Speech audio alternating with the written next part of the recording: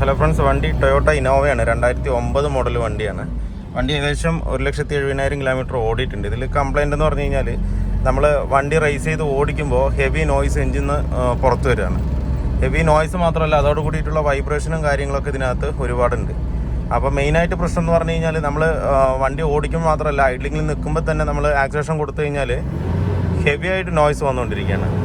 നല്ല നോയ്സ്. എന്താണെന്ന് വെച്ച് കഴിഞ്ഞാൽ ഫ്ലൂയിഡ് കപ്ലിങ്, റേഡിയേറ്റർ ഫാനിൻ്റെ ഫ്ലൂയിഡ് കപ്ലിങ് കംപ്ലൈൻ്റ് ആയിട്ടാണ് ഈ സൗണ്ട് ഇങ്ങനെ ഫുള്ളായിട്ട് വന്നുകൊണ്ടിരിക്കുന്നത്. എന്ന് വെച്ച് കഴിഞ്ഞാൽ അത് കുറച്ച് സ്ട്രെക്കായിട്ട് നിൽക്കുക. അത് നല്ല ഫ്രീ ആയിട്ട് വേണം കറങ്ങാനായിട്ട്. ആ കറങ്ങുമ്പോൾ തന്നെ നമ്മൾ ഈ ചൂടിനനുസരിച്ച് വേണം അത് അതിൻ്റെ ഉള്ളിൽ വരുന്ന ഒരു ലിക്വിഡ് ഉണ്ട്, അത് ഹാർഡായിട്ട് സ്പീഡിൻ്റെ റേഡിയേറ്റർ ഫാനിൻ്റെ സ്പീഡ് കുറയും കൂടുകയും ചെയ്യുന്നത്. അത് കറക്റ്റായിട്ട് വർക്കിംഗ് അല്ലാത്തത് കൊണ്ടാണ് ഈ പ്രശ്നം ഇതിനകത്ത് വരുന്നത്. ഇത് ഓവർ ടെമ്പറേച്ചർ ആകുമ്പോൾ മാത്രമേ അത് ഫുള്ളായിട്ട് കറങ്ങാൻ പാടുള്ളൂ. എല്ലാത്ത പക്ഷം ചെറിയൊരു തോതിലേ ആ ഫാന് കറങ്ങാൻ പാടുള്ളൂ. അതാണ് അതിൻ്റെ വർക്കിങ്. അപ്പോൾ ഞാനത് കാണിച്ചു തരാം. അതിപ്പോൾ ബോണ്ട് തുറന്ന് ഞാൻ കാണിച്ചു തരാം. ഇപ്പോൾ ഹെവി നോയ്സാണ് ഇതിനകത്ത് വരുന്നത്, കണ്ടില്ലേ?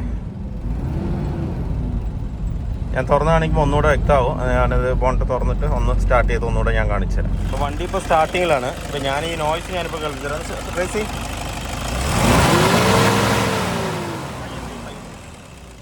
ഒന്നുകൂടെ റേസി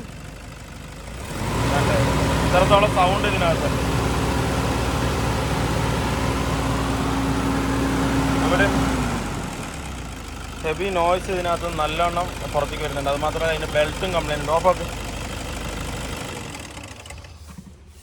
അതിന് ബെൽറ്റും അതിനനുസരിച്ച് തേയ്മാനം വന്നിട്ടുണ്ട്.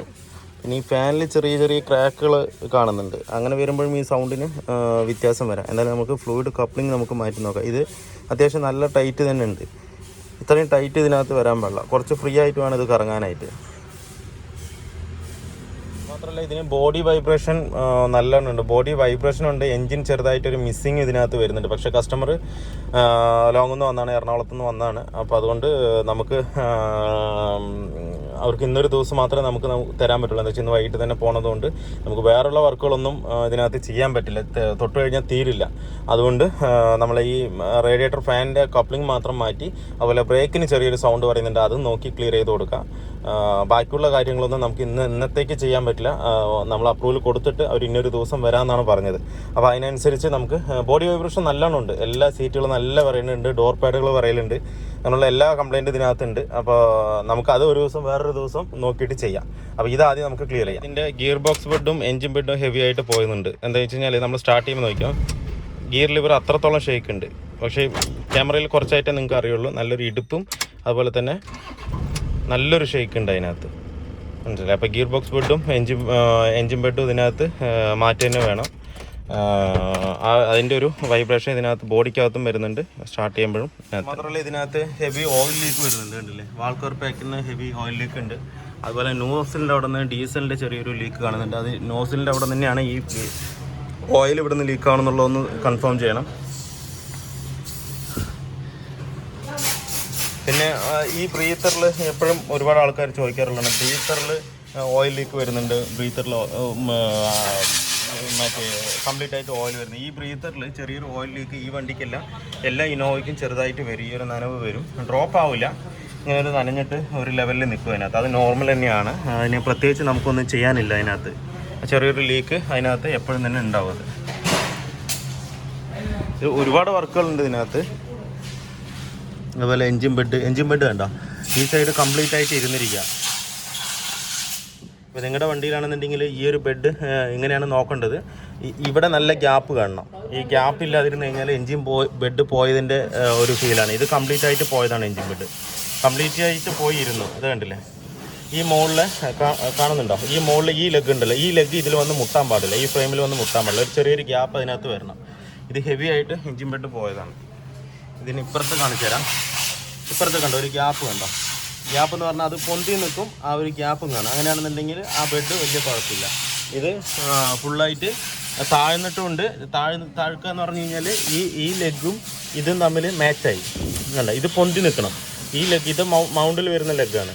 ഈ ലെഗ് എപ്പോഴും പൊന്തി നിൽക്കണം. ഈ ഫ്രെയിമിനേക്കാളും പൊന്തി നിൽക്കണം. ഇത് പൊന്തി നിൽക്കുന്നില്ല, അത് സെയിം ആയിട്ടിരിക്കുകയാണ്. അപ്പോൾ ഈ എൻജിൻ ബെഡ് കംപ്ലീറ്റ് ആയിട്ട് പൊട്ടിയിട്ട് ഇരുന്നിരിക്കുകയാണ്. അതിൻ്റെയാണ് ആ ഇടുപ്പ് നല്ലോണം നമുക്ക് കെട്ടിക്കൊണ്ടിരിക്കുന്നത്, മനസ്സിലായില്ലേ? അപ്പോൾ നമ്മുടെ കസ്റ്റമർ ഒരുപാട് ചോദിച്ചിട്ടുണ്ട് എഞ്ചിൻ പെട്ട് പോയിട്ടുണ്ട്, സൗണ്ട് വരുന്നുണ്ടെന്നുള്ളത്. അപ്പോൾ ഇങ്ങനെയാണ് ഇത് കറക്റ്റായിട്ട് അത് നോക്കുക. അത് നമുക്ക് കസ്റ്റമർ ഫോട്ടോ എടുത്ത് അയച്ചു തന്നാൽ നമുക്ക് ക്ലിയർ ആയിട്ട് ഇങ്ങനെ നോക്കാൻ പറ്റില്ല, അത് കണ്ണോട് നോക്കിയാൽ തന്നെ അറിയുള്ളൂ. അപ്പോൾ ഈ പറയുന്ന രീതിയിൽ നിങ്ങൾ നോക്കിയാൽ മതി. ഇതിൻ്റെ ഒരു ലെഗ് ഉണ്ട്, അത് ഇതും തമ്മിൽ മാച്ച് ആണെന്നുണ്ടെങ്കിൽ എഞ്ചിൻ പെട്ട് പോയതാണ്. ഇത് ഇതിനേക്കാളും പൊന്തി നിൽക്കണം, ഇവിടെ കുറച്ച് ഗ്യാപ്പും വേണം കേട്ടോ. നമ്മൾ ഫാൻ അഴിച്ചെടുത്തിട്ടുണ്ട്. ഇതാണിപ്പോൾ പുതിയ കപ്ലിങ് വരുന്നത്, ഫ്ലൂയിഡ് കപ്ലിങ്. ഫാൻ ക്ലച്ച് എന്നും പറയും ഇതിന്. അപ്പോൾ ഇവിടെ ഹീറ്റ് ആകുമ്പോഴാണ് ഇതിൻ്റെ വർക്കിന് ഉള്ളിലൊരു സിലിക്കോൺ പേസ്റ്റാണ്. അപ്പോൾ അത് ഹാർഡ് ആകുമ്പോഴാണ് അതിൻ്റെ ഉള്ളിലുള്ള 2 ക്ലച്ചും തമ്മിൽ ജോയിൻ്റ് ആകുന്നത്. കൂളാകുമ്പോൾ അത് വിട്ട് നിൽക്കും, അപ്പോൾ ഫ്രീ ആയിട്ട് കറങ്ങും. അങ്ങനെയാണ് അതിൻ്റെ വർക്കിംഗ് വരുന്നത്. അത് ഇവിടെ എന്തെങ്കിലും കംപ്ലയിൻറ്റ് ഇല്ലെങ്കിൽ ഉള്ളിലെ സിലിക്കോൺ കംപ്ലയിൻറ്റ്, ഇതൊക്കെ ശരിക്കും പറഞ്ഞു കഴിഞ്ഞാൽ അഴിച്ചിട്ട് സിലിക്കോൺ ഇട്ട് കയറ്റുമൊക്കെ ചെയ്യും. അപ്പം നമ്മളിവിടെ ചെയ്യുന്നില്ല. സിലിക്കോൺ കഴിഞ്ഞ് സിലിക്കോൺ അതിനകത്ത് കയറ്റിയിട്ട് ആഡ് ചെയ്ത് കയറ്റിയാലും ആ ഒരു വർക്കിംഗ് ഇതിനകത്ത് കിട്ടും. പക്ഷേങ്കിൽ നമ്മൾ പുതിയ തന്നെയാണ് ഇടുക. അപ്പോൾ നമുക്ക് ഇതിപ്പോൾ ഒറിജിനലല്ല, അതർ മേക്കാണ്. ഏകദേശം ഒരു 3400-3500 രൂപ റേഞ്ച് ഇതിനകത്ത് വരും. അപ്പോൾ എന്തായാലും നമുക്കിത് മാറ്റാം. അതുപോലെ തന്നെ നമ്മൾ തിരിച്ച് കയറ്റുമ്പോൾ ഈ ഫാന് പക്കയായിട്ട് ക്ലീൻ ചെയ്തിട്ട് വേണം കയറ്റാനായിട്ട്. ഇതിൽ ഒരുപാട് മണ്ണുണ്ടാകും, അതിന് വന്ന മണ്ണാണ് ഇതൊക്കെ. അപ്പോൾ മണ്ണോട് കൂടി നമ്മൾ തിരിച്ച് കയറ്റുമ്പോൾ ഇത് അൺബാലൻസ്ഡ് ആകും. ബാലൻസ്ഡ് ആയിട്ട് കറങ്ങിയാൽ തന്നെ ഏതൊരു സാധനവും കറക്റ്റ് വർക്കിംഗ് ആവുള്ളൂ. ബാലൻസ് അല്ലാതെ കറങ്ങിക്കഴിഞ്ഞാൽ അതൊന്നും ഒരു സൗണ്ട് ഇതിനകത്ത് ഉണ്ടാക്കും, ഒരു ഹമ്മിങ് നോയ്സ് ഉണ്ടാക്കും. അപ്പോൾ നമ്മളത് പക്കയായിട്ട് ക്ലീൻ ചെയ്ത് കറക്റ്റാക്കിയിട്ട് വേണം ഇത് നമുക്ക് തിരിച്ച് സെറ്റ് ചെയ്യാനായിട്ട്.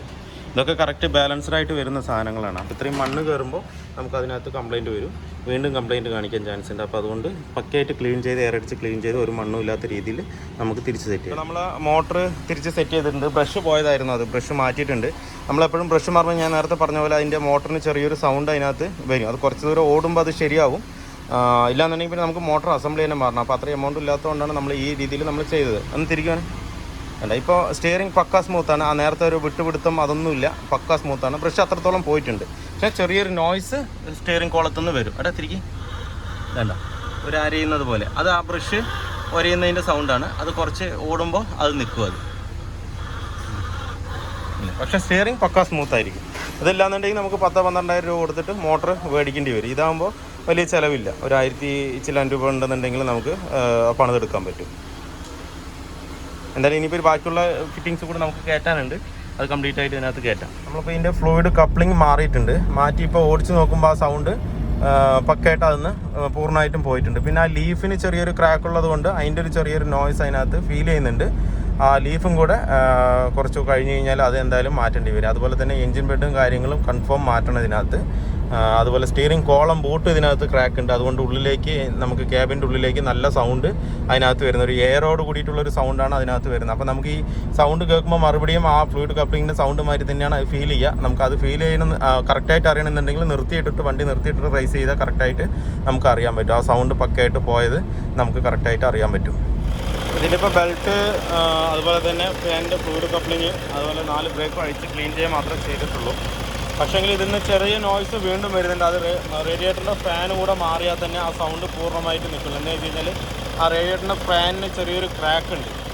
ഒരു ലീഫ് നല്ലൊരു ക്രാക്ക് വന്നിട്ടാണ് നിൽക്കുന്നത്. അതുകൊണ്ട് അതിന് അൺബാലൻസായിട്ട് സൗണ്ട് വീണ്ടും അതിനകത്ത് വരാൻ ചാൻസ് കൂടുതലാണ്.